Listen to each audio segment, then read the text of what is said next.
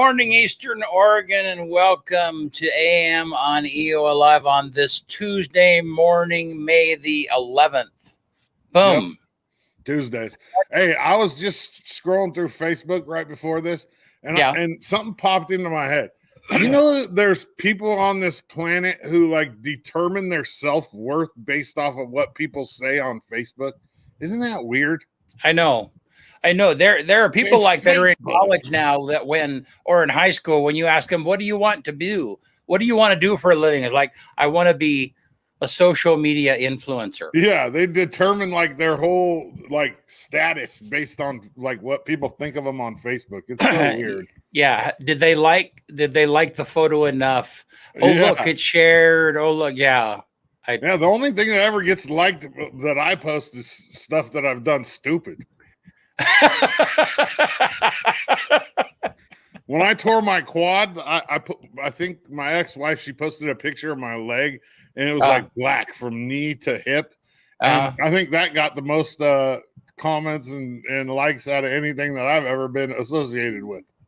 Yeah, so that's and that is the tyranny of what's going on sometimes. Is like, I mean, if it's outrageous, if it's controversial, if it's whatever it might be, that drives the conversation. What a stupid world. I know it. It's so weird. Yeah. And hey, if you're out there and caught in that trap, I'm sorry. Jump.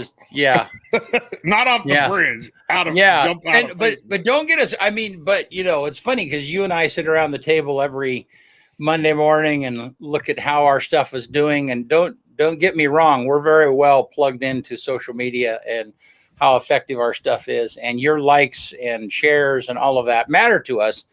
But I got to tell you, it doesn't determine my self-worth. No, it doesn't. Yeah. It matters to me like business-wise, like here. But in all reality, at the end of the day, I don't, Yeah. Well, I've said what it is. I know. I've said this before, though, is that's the power of children and dogs and grandkids, is because it brings you down to what's right now. This is what's happening right now. I mean, or family, because otherwise you're out there thinking about, well, why didn't I get the likes, or why didn't people respond the way that I wanted them to, or are they going to think poorly of me if I do this in the future or whatever? I mean, that's a circus. And sometimes you just got to come back to, hey, this is what matters right now. Even in what we do, like I just completely disconnect from that. Yeah, I mean, I have to look at the numbers, the analytics for what we do. Right. But I don't tie that into me personally at all. Like that's why, maybe that's why I go by Dodzy on here. Maybe it's my alter, like because I don't really care what people think. Yeah. I never really have. Yeah. Well, but then again, look at us, dude. Yeah, that's true. Hooligans. Yeah. Oh, yeah. I'm not sure that, I mean, yeah. And I can't believe 6 people are actually listening to us. I know. But it's funny because like, you and I don't take many selfies either. None. Zero. Yeah. Again, if you're a male out there and you're sitting in the car in the morning, looking in the rearview mirror, and you said, damn, I look good, I need to take a selfie. Just do us all a favor and not do that. That is stupid. I take that back. I have taken a couple selfies for my profile pictures. That's it. Yeah, but not because. No, I don't take a selfie and like put it as the background on my phone and look at it every day. Look at my hair today. Yeah. I don't know. Yeah. Oh, my hair actually looks not bad for having a hat. I didn't know you had. I didn't know you had the top of a head. I didn't know that existed. There's a lot of gray in there. That's why I hide it. Then people will actually know how old I really am. They won't think I'm 29 anymore. I am just appalled. I thought you were. I get that. I get right around 30. That's my average. But people have thought that my sister, Kelly, I love you. Forgive me for this. But numerous people have asked if my sister, who's 14 years younger than me, is my older sister. But that could be just based on the way that I act. Yeah. And the way she acts. That could be. She's a little bit more She's kosher. Definitely more mature than me. More sophisticated. No doubt. I ain't going to lie. Yep. That's fine. I'm good with it. Yeah, she's gonna kill you. I've told that story numerous times. Man, look at that day. Yep, beautiful. These are my kind of days right here, nice and clear. It's probably going to be warm, I would imagine. Yeah. Well, hey, let's look. Let's get summertime rolling in. 70. High of 70 today. Wow. Yeah. Wind gusts up to 30. So it's going to be a little windy out of Buffalo Peak, but yeah. And like I always say, look at that weather, man. Look at him. He's just that face just exudes confidence. Like, I'm balling on the weather right there. That's right. So this is the day. Tomorrow, wow, it's even warmer. 76 tomorrow. Yes, nice. Yeah, very good. And looks like even less windy. Yeah. So that's pretty. That's nice. There's baseball tonight too. High school. Really? Where at? Here against Ontario. They only have a few games left before they do the little playoff type thing that they're going to do. And is that at Pioneer Park? Where's that at? Yeah. Optimist. I think it starts at 4. Let me look at the schedule real fast. And even if they don't let people in the stands, you can still sit in your car and honk. People can be in the stands. Can they? Yeah. Good. Yeah. It's on this schedule. It says 3 and 5. Who knows though? Because that changes. But I think when I was talking to the 2 baseball players yesterday for my show, I think they confirmed that there is games today. So good. Yeah. So get out there and support the Tigers. It's a great day to be a fighting Tiger. Let's go. Absolutely. So big news last night at EOU. Yeah, yesterday, Coach Carlito got fired yesterday. I was bummed out. He's my dude. Yeah. This is the first time I've talked about it on social media or anything. I haven't made any comments on anything. It just bums me out. I think he's good for this community. He was Dana's partner in the Battle at the Peak, where we raised almost $5,000 for the high school. Yeah. He donated his own money when COVID first hit and bought lunches at Sub Shop for like 200 kids or something. It's hard. It's life, like that game, especially like the NAIA level, coaches get turned over quick and it's a tough life to be a coach, man. You don't ever know when you're going to get fired and you can't stay. He can't stay here. You know what I mean? There's not another college for him to coach at. So no, and that's what he does. I mean, he went to school. He coached under Gene Cady at Purdue, and now he'll just have to be on the grind to find a new job, which sucks for our community because outside of basketball, we're losing a good human being in this community. Yeah. No, when I saw the post yesterday, I was sad for you because I knew that I know that you and Carlito are close, and I had a rough day yesterday. I talked to Johnny a lot and a couple of other people that are close in the basketball world and Max, and it was just rough for everybody. I mean, it's reality though, Yeah, you were telling me it's kind of funny because the press release they parted ways is like I am not sure that. Nice way of saying I know that's a way. Yeah, but that's I don't know. That's tacky. I don't because it's like parted ways kind of says we mutually agreed that we should and that's I don't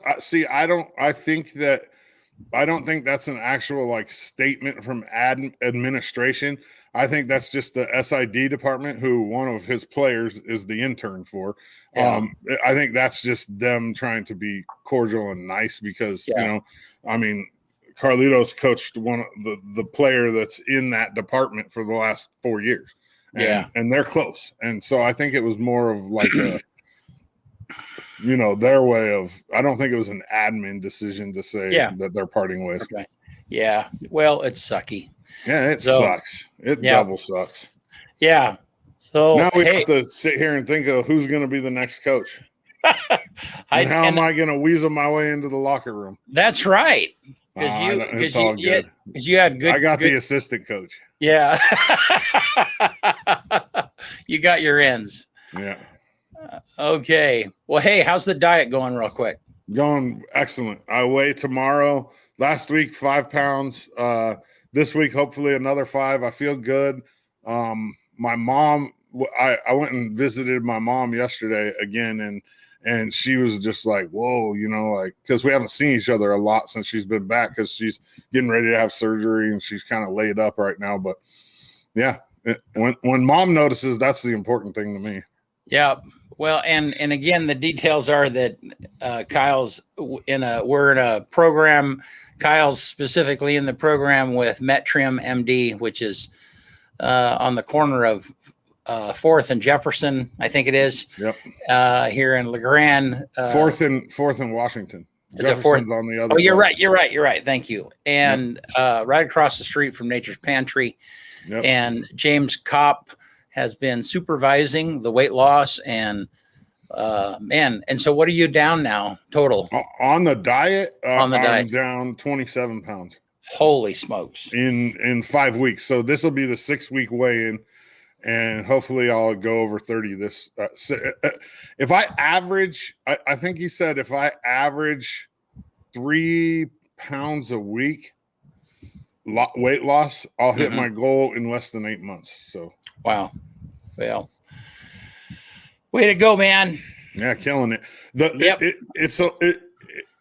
I think the best thing about it is it's teaching me food discipline.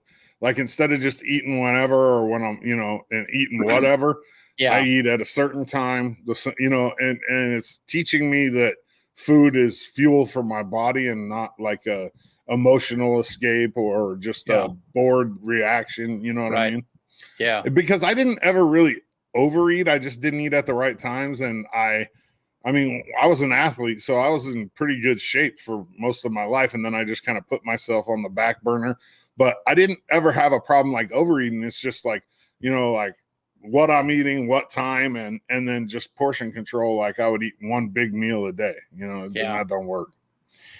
Yeah. You know, my history is that food is just a part of my family culture. You know, I mean, absolutely. Me too. Yeah. It's like there's going to be supper, there's going to be dinner, everybody's going to be at the table, and there's going to be a meal, you know, and on Sundays after church, that was it. There's going to be a meal then, you know, and so then you kind of, and if your culture is built around that, then when you don't have a meal, then it doesn't feel like as significant of a family event. And so. At my parents' yesterday, it was crazy. Like, I get there and my dad's cooking dinner. It was right after I left here, and it's T-bones and sauteed onions and mushrooms and asparagus, and I'm just like, And you stayed? No, I didn't stay. I had to leave. My mom's like, you gotta go. Like, get out of here. Yeah, that's brutal. Well, hey, so let's get on and have Christine join us. Christine Jarski. Hey, unmute yourself. Unmute. Yeah. There we go. Thank you. Yeah. So I don't know. I'm craving a T-bone now. Oh, I've been craving a T-bone for like 6 weeks. So Christine Jarski is the Economic Development Director of LeGrand. Did I say that title correctly? Yeah, for the city. Yeah, and Christine and I have worked together on a number of different projects. We serve on boards together. I know Christine well and appreciate you being here today. And we're going to talk specifically about Call to Projects, which essentially is the means of distribution of economic urban renewal dollars to local businesses and so on and so forth. And we'll get into that here in just a minute. But first of all, why don't, for people that might not know you, kind of tell us where you're from and how you got to LeGrand, and I don't know, give us a little bit of your life story, if you would. Sure. So I've been with the city for about 6 years now. I've been working in economic development for over a decade. So wow.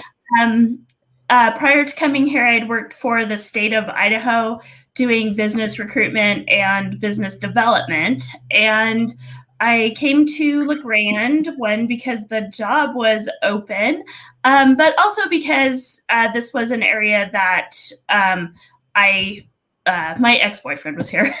So So I was waiting for the job to open, and it did, and that's how I got here. So, well, and I think you and I have talked a lot about how being an economic director, being responsible for economic growth.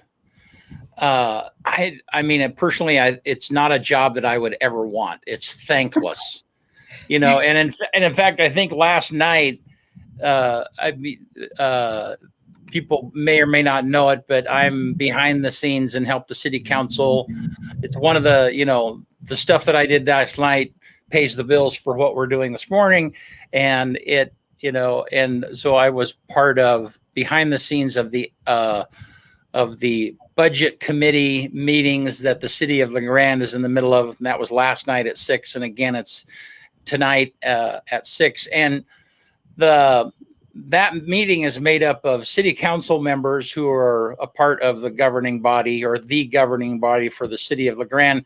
And then for those budget meetings, they add, I don't know, maybe 10 citizens in addition to that, And one of the questions that came up by one of the budget members was like, well, we've spent, over the last how many years, we've spent $10 million on this, and, meaning the economic development or the urban renewal program and so on. And what do we have to show for that? And I felt poorly for you. You weren't on the screen right now, but that is awful, because I mean, number one, that mentality is awful because it just shows a lack of, it shows a lack of knowledge, shows ignorance.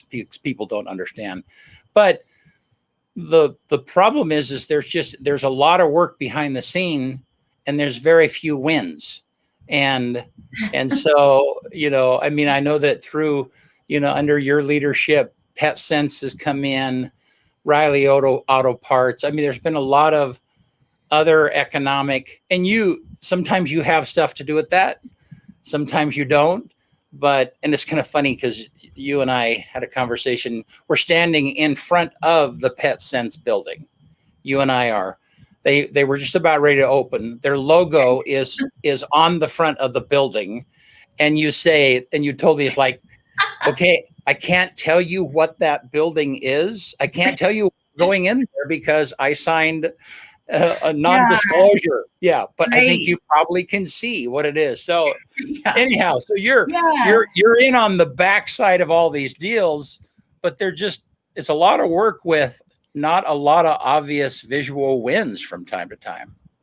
Yeah. And, I think one of the important things coming out of that conversation last night was how the call for projects really helps leverage the private investment in the community. So we cited a report that was done a few years ago. And at that time, through the call for projects grant process, which started in 2011, we'd had about $2 million of urban renewal investment, and it had leveraged, $17,500,000 in private investment. So even though the grants are set up as a one-to-one match, frequently those projects are much larger than the $75,000 that someone receives in their grant. And I've talked with a lot of the developers as they're putting their projects together. And what the grant really does especially for a larger project, is it helps give the developer some peace of mind and a little bit of security as they're putting, $400,000 of their own money out there. And it also provides that security for the bank and helps them, if they're taking out a construction loan, helps them secure that financial assistance that they get through traditional lenders. So the call for projects really is a very important tool that we have for economic development. And it's the primary tool that urban renewal uses to get that money back out into the community. So we are in our call for projects cycle right now, and we've just got a couple weeks left until those grants are due. We have until May 28th is the due date. And the Urban Renewal Agency hasn't finalized the budget yet. We were talking about that last night. But we're looking at having about $350,000 available this year, which is significantly more than we've ever had in the past to grant out to these call for projects that are out there. And so we still have room for more projects to come in. You've only got 2 weeks, but so let me break down a little bit about what you said, because you covered a lot there and it's really important. Okay. So in the past, out of this call for project money and since its existence, I think you said that the city of LeGrand has passed on about $2 million in call to project, but that has encouraged almost $18 million. Is that the number worth of investment into our community and project? And so let's say that someone is someone's building a big project, okay, and they've already determined that they're going to buy this building and they're going to turn it into this, whatever it might be, okay, and they're doing that because it's a business. They're doing that because clearly they have projected that they can make that business work, and so on and so forth. So the call for projects, that this money that's available, and you said in this particular round, there's $250,000 that can be divided among businesses like this. Maybe they're wanting to improve their location. Maybe they're building a new location. There's a very specific set of things that they can spend the money on. But it's grant. It's not a loan. It's money, but it is paid on a reimbursement basis. So in other words, if they get a $75,000 gift or grant from Urban Renewal, then they have to at least have $150,000 worth of something that they're spending that on. Okay. Yeah. And then once they've spent that $150K, then they turn in those receipts and it's on a reimbursement basis. You guys like, yep, okay, they did what they said they're going to do, and now we'll return you, give you part of that 75K back. And so go ahead. I just want to clarify. We're looking at having $350,000 available for this year. Wow. So if the agency does pass that budget, that's $100,000 more than we've ever had for that for call for projects in the past. And it is on a reimbursement basis, but we do what we call a progress payment. So when they're about 50% done, they can request 50% of the grant, and then they don't actually get the final grant money until their project is absolutely completed. So that's one of the incentives to make sure that, one, we're minimizing the risk for the Urban Renewal Agency in not giving money out to a project that's not going to finish. But it's also, for a lot of projects, that last bit of grant money can really help them, give them that push to the end of the project. Good. Well, and I want to just make a drill down on one point here is that there are times that people will start a business or they'll start a project, and it might take them a while. I mean, sometimes years to complete that project. Mm-hmm. And I've heard citizens complain. Well, it's like, well, we contributed $50,000. In other words, they took $50,000, $75,000 of Urban Renewal money, and they're not even open yet. And yes, I get that concern, but you have to understand that, so they took a $75,000 gift on a multi-million-dollar project sometimes. Yeah. Are you talking about a particular place where you roll a spherical object down a piece of wood by any chance? Explain more. Are you talking about the bowling alley? Well, no, I'm just there's a lot of things that fall into that category, but certainly the bowling alley, and I guess is one of those things. But the point is that often the investment of the owners is significantly more than and that's a good example of a project that is well over $1 million project, right? And it is going on multi-years, but they've just gotten those. I think we actually gave them 2 progress payments because it's such a large project. and over such a long period of time. But, the agency does keep track of their progress and what they're doing. We had a walkthrough of the bowling alley in April, I believe it was. And I will tell you, it is spectacular. I've taken a tour. Yeah. Yeah. So I'm very excited for them to get open, because that is going to be such a huge asset to our community. They have done an amazing job and really honored the historical structure of the building, but of course have, new technology and innovation in with their equipment, and they've just done a fantastic job. I can't wait till they finish. So they're almost there, but well, yeah. But the point is that the city it's an incentive. It's an incentive to, to lessen the load, and it helps the community know. It helps the owners know that, hey, the community is invested. They do have some skin in the game. Yep. So. But real quick, let's look at some of the projects. Yes, some of the things that these are some samples, and these are a little bit randomized, but this gives people an idea of some of the things that this money has gone for in the past. Yeah. So this is a picture of Heinz Meat Company when they were first getting started. And I had some super cute pictures with their whole family, but I didn't have permission to show the kids. So we have a picture of the space. But okay. This Heinz Meat Company is a business that opened and thrived, and they've actually had an expansion since this original project was done.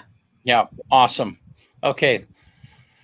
So this is Devin Cornford with Tap That Growlers, and they expanded last year and moved into the Pennington property, which is probably one of our most significant urban renewal successes. That was a building that was 20,000 square feet of unused space. It was significantly blighted. I would even say dilapidated. And Seth Pennington and his partners, the first time I showed it to him, he was the only person that I showed it to that immediately knew what he needed to do with it. And that's the old Tropidera building, right? It is, We call it the IOOF, but I think most people know it as the Trop. I spent a little bit of time in my day in there. I hear that a lot. So this was a project during the COVID pandemic. We offered some emergency facade grant money. So that was specifically for restaurants. If they wanted to add a drive-through or a walk-up window, we had a facade grant available to do that. And La Fiesta Restaurant was one of the businesses that did go ahead. Well, they're the only ones that went ahead and added a drive-through. So this is a picture of the drive-through that they've added on to the front of their property. Awesome. I will preface this by saying that I'm a horrible photographer, but this is a picture of the Pennington property, and that space, as I said, was 20,000 square feet unused. There are now 11 apartments and then Tap That Growlers in that property. So huge win for our community. Which is a big win because of the retail space or the restaurant space in the basement, and then the apartments downtown, which has been a needed thing. Yeah. Is that what they call NK West, or is that different? No, the NK West building is a couple blocks down the street, block down the street. So this building is a couple doors down from the Liberty Theater. Yeah, I know where the building is. I just didn't know if that was called the NK West up top. Okay. No. And that if you've not been in Tap That Growlers, that's what a great space that is. Yep. And they open this garage door during when it's nice weather. It's just beautiful. Yeah. Okay. So this is, again, I'm not the best photographer. This is looking down onto the space that the properties that LT Development It's adjacent to the Liberty Theater, and I apologize to Leah. I can't remember her business name, but she expanded Needs and opened the bistro in this space. And one, her expansion in food is absolutely delicious, but two, this is just a really cool space. And again, another historic structure that really needed some love. And Dale and Ginny Mammon did a fantastic job with this project. And is it called Liberty Cafe? Possibly. Or is that a different one? I think it is. That's probably it. Yeah. I think that's it. Yeah. All right. And then there's Dale. Yeah, Dale and Ginny. And they're in this apartment that I would argue has the best view in town. It looks out over Adams Avenue, and Mount Emily is in the background of that, and it has this huge picture window. So if anyone's looking for a downtown apartment, I think that one will be coming available soon. So that's awesome. Yep. And then over the past couple of years, we have had some growth out at the Business and Technology Park. This is Charity and her husband. Dainty Jewel is the business. Call him Steve. What? I said, we'll just call him Steve if you can't remember his name. Yes. And so this was at their groundbreaking 3 years ago. And this is the completed project with some of Charity's clothing that she designs. She is a clothing designer, and her product is sold internationally. So here in LeGrand, we have product going out to, I believe it's 43 different countries. Yeah. Just a really talented person with a great business. Yeah. And let me comment about that, because I didn't understand this. And so I know others won't understand all either. And that is that one of the reasons this is such a win is because this is a product that is manufactured here. I mean, I think it's distributed here. I think she has manufacturers that make, so she designs this clothing. She has people that assemble that, and then that comes into this into the valley, and then is shipped out. And so the money flow is that this is other people's money in other countries and in other areas that is coming into LeGrand. Yep. And that Charity is using, to hire her employees. And I mean, and this is a big operation. I mean, I think I was out there, and I think they're shipping more than 100 packages a day. Oh, easily. Yeah. I mean, it's an enormous thing. Yeah. And this facility has a large warehouse with it, and they were almost at capacity when they opened. So huge expansion, and I suspect they will expand again. But again, Charity and just Walters, very, very talented people. Yeah. All right. So this is a picture of the Landing Hotel. And again, this is one of our huge success stories, that this property was extraordinarily blighted. And Gus and Karen Chachas have turned it into really a jewel for our community. It's a showcase piece.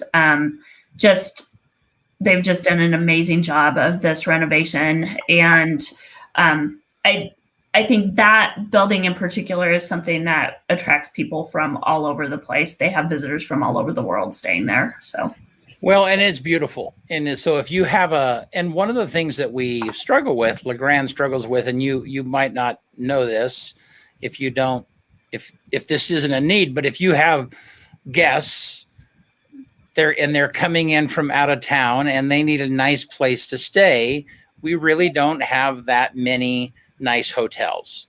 And so they have really filled a niche there. And they have. and that house was, it was an old drug house. It was an awful place. And they took that place back to the bones and rebuilt it. Literally they did. Yeah.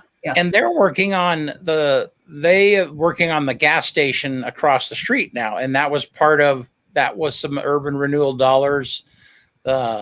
And talk about the progress of that and what they're doing there. A lot of people might not know. Yeah. So they have purchased the building that was the Texaco station, and they're in the process of revitalizing that. They did get an urban renewal grant for that project last year.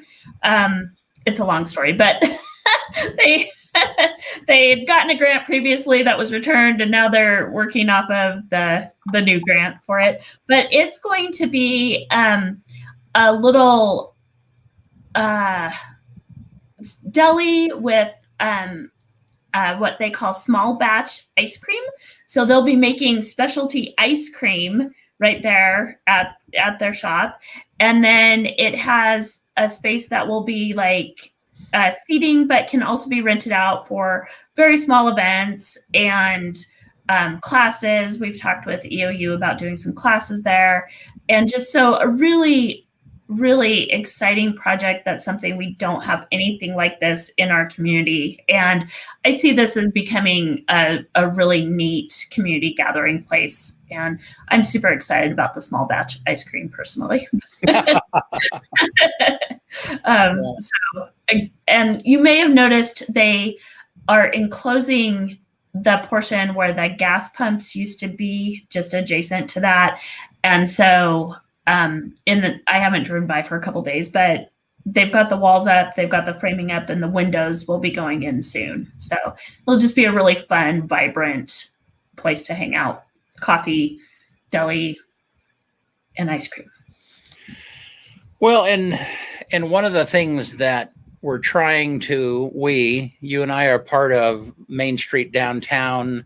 One of the conversations that we have often is, how can we get EOU students to come down and be a part of the downtown community and so on and so forth, because of all of the benefits that leads to. And I mean, and so that hopefully will become a space that they will find attractive, along with some of the other newer things that have been going on. I mean, I think all of those things are a win.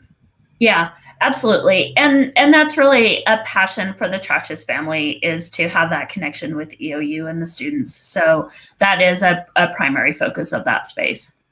Well, cool. So again, to summarize, $350,000 is available for businesses. And I think the maximum grant last year was $75,000, if I remember right. Yeah. So we've changed the policy. It's $75,000 unless it's new construction at the business park, and then they can get up to $100,000. Okay. And so potentially for someone who wants to apply, and they can take a part of their project and figure it and find it, make sure that it fits how the money should be spent, then, I mean, that is available to them. And you guys, you have 2 more weeks that people can apply for those funds. Yep. And then the process will begin of evaluating those projects and dispersing that money. Right. Yep. That's okay. The process. So May 28th is the date. May 28th. All righty. Well, Christine, thank you. Is there anything else that you can think of that we need to cover? If people are in the Main Street boundary and they're wanting to do a smaller project, the facade grant is only $7,500, and it's a 1-to-1 match. So if they have like a $15,000, $20,000 project that they want to do on the outside of their building, and they're in the downtown, facade grant is a perfect fit for that. So, and that is distributed through Main Street, which you and I are a part of. It's the application goes to Main Street, but it's renewal money. Right. So yeah. So if you're gonna redo the front of your business anyhow, this might be a chance for you to, be supplemented those costs and those expenses. Yeah. Yep. Absolutely. Yep. Awesome. All righty. Well, thank you guys. It was fun chatting with you. Thanks a bunch. We'll talk to you soon. Okay. Bye-bye. All right. Bye. All righty. Interesting. Hey, BC, they need to start a company that like puts so I tuned into that budget meeting for a little while last night, and I turned it off because I got frustrated, but because I don't really understand it. But they need to hire a company, like somebody needs to start a company that has somebody like translate into English what people are talking about at those kind of meetings. You can make a fortune doing that. The guy with the headset, I don't know who he is. The guy that had the headphones on, the big bulky headphones. Yeah. He was talking about something, and he was like, we don't have the answers for this. Like, we need to figure it out. Like, money go, like, he was talking about where this particular money was going to go, like what kind of projects. But then he turned around like a couple minutes later and was talking about certain projects that were in his head where he thought the money needed to go. But like 2 minutes before that, he had said that they needed to do some research and figure out the rules. Yeah. So I was just like confused. I don't. Well, that particular issue that they were talking about was that some of the money that the that the federal government has passed on COVID, eventually that will probably come down to LeGrand, and there's over $2 million that will be coming down. And so the question, I think Ashley O'Toole is the one who asked the question, is like, hey, how are we going to spend and disperse that money? Right. And the short answer is they don't know yet because they don't have the money, And so, but he also added in a couple of his ideas of where he thought the money should go. Right. So it like confused me. I was just like, no, and it is, and I guess I would say that you should see, they have about, each of those members has about a 5-inch binder that has all of those budgets. And so there's, people sometimes complain is like, oh, you can't, they're hiding all this information. It's like, no, it's all there. You just have to be, and the purpose of those citizens that are on that budget committee, they're representing the citizens. Are they voted in? No. Yes. Well, they're not voted in by if someone wants to be a part of that committee, and when they have openings, they take applications, and then the city council approves them being on the budget. So then that's not a true representation of us. Well, if the city council's picking them, then we're not represented. No, it's initiated by. It's like if you're, and I see this all the time. People are like, oh, they're not spending the money right, and so then the city council says, well, if you don't think we're spending the money right, come and view. Yeah, come in. I get it. Be a voice. Yeah. So I've not seen the city council ever not approve someone. Right. That applies. Who was the guy with the Beats by Dre? It looked like he was at a hip hop concert. So that is the city manager. Oh, yeah. He's the guy that's in charge of the city. And it's important for us to understand that we have some cities have what they call a strong mayor position, where the mayor literally is employed by the city. He's paid. Yeah. And he's got an office and the whole 9 yards. And then the type of system that we have, the city manager is really the boss. He's the manager. He manages. He still is accountable. His boss is the city council. But our mayor is equal. Like, our mayor is equal with the rest of the council members. Yeah, except that he does have a little bit more of a voice. Right. But when it comes down to, who is the boss of the police chief and the public utilities and the fire chief, and the boss of them is the manager, the city manager. Robert, he might, but ultimately they're all responsible to the city council. Right. But the day-to-day management of all of those department heads is under Robert. So tough job. It is. In 1752, the first U.S. fire insurance policy was sold in Philadelphia. In 1792, on this day, the Columbia River was discovered and named by U.S. Captain Robert Gray. 1792. Wow. 1907. And so the reason why I'm saying this is because this pertains to me, and I'll explain to it in a minute. In 1907, a derailment outside Lompoc, California, killed 32 Shriners when their chartered train jumped off the tracks at a switch near Surf Depot. And why it pertains to me, because when I was 11 years old, I was on a train that derailed at Lompoc, California. Really? Yeah. I was by myself too. I was on my way from my mom to my grandparents. My grandfather was the warden at Lompoc Penitentiary at the time, federal penitentiary. And on the way there, the train derailed, and I had to wait for like 4 hours for them to contact my grandpa, because we didn't have these back then, you know. But so they called my grandpa, and he ended up having to come and pick me up. In 1947, B.F. Goodrich announced the development of the tubeless tire on this day. On this day in 1967, the 100 millionth U.S. phone was connected. 100 million. Now we have way more than that in cell phones. 1987, on this day, the first heart-lung transplant took place in Baltimore. So they did a heart and lungs at the same time for the first time. Wow. 1987 on this day. In 2002, the last performance of the musical Cats took place in London's West End, and they haven't done it again since then. The number one song in 1991 on this day was Joyride by Roxette. I don't know the song. I don't either. And my positive quote for the day is an Eckhart Tolle quote, which I always go back to Eckhart Tolle because my dad's a huge Eckhart Tolle fan.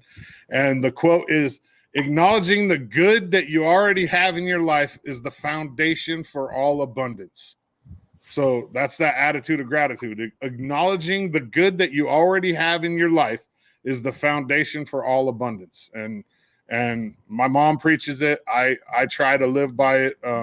That attitude of gratitude. If you're grateful for things, it's really hard to be upset, and really hard to be, for things to affect you. And I'm a firm believer in that. And to be a victim. Yeah, never. Yeah, never. Everybody's got this victim mentality. No poor me in my life. Yeah, and if you're grateful, you get out of that. So. Absolutely. Yep. We'll see you on Thursday, Eastern Oregon. Appreciate you. Yep. Talk soon.